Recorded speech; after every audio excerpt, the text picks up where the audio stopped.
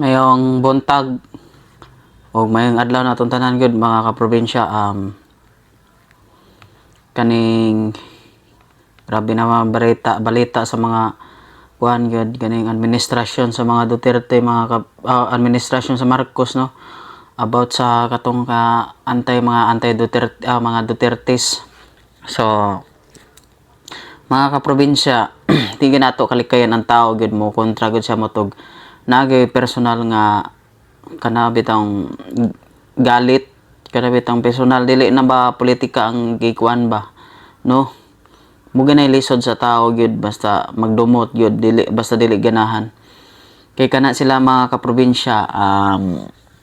Ang giawayan ana kana magong kanang inigabot na sa panahon ba nga kuan kaning kailangan na og kisay mo puli sa sunod eleksyon nga mo presidente mga kaprobinsya. Dili kita ka kuan na kay karon sa tungod siguro sa si Sara Duterte, kuan siguro siya kanang kusog siya ba siya may pirmi gaon na sa mga kuan gud sa mga tao mo nang ang mga Duterte hinahinay nila ganang papriso para dili na jud ka balik og kanang mo kuan sa politika ba, mao na ilaha niya. Karong umabot 2028 si BP Sara manggod mo presidente niya, nahadlok sa siguro nahadlok kay mo na pinaka kusgan siya, dili siya makuan gyud ganang dili siya makuan sa mga tao kay palangga siya sa mga tao. Sa karon mga kaprobinsya, karong mga panahon na kaning about sa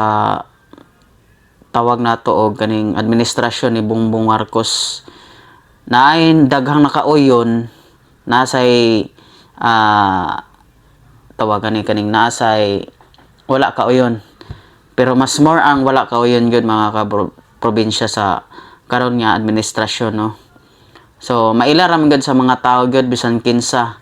ang nangusog gyud ana ang kanaramang mga political nga kuan pod nga gapalakat o kanang mga istorya nga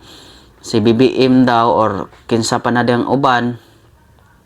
nga okay kayo ilang administrasyon nakauyon sila, pero na unlike sa katong uban naay wala kay about na sa katong mga flood control, about na sa katong mga confidential fund inana bita mga kaprobinsya nya. Karon ila nasang gikasuhan si BP Sara para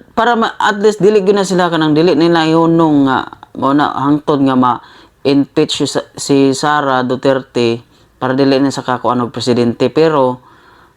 murag wala naman siguro ebidensya nga lain gyud mga kaprobinsya, no, wala na gyud laing ebidensya nga mapatunayan nila nga inana gyud mga kaprobinsya. So daghan man mosagang gyud, daghan mga senator nga mosagang nga dili gyud pwede nga magkuan gyud kanang impeach si Sara gyud. Padayonon gyud na siya nga hangtod maka presidente ni siya gyud mga kaprobinsya.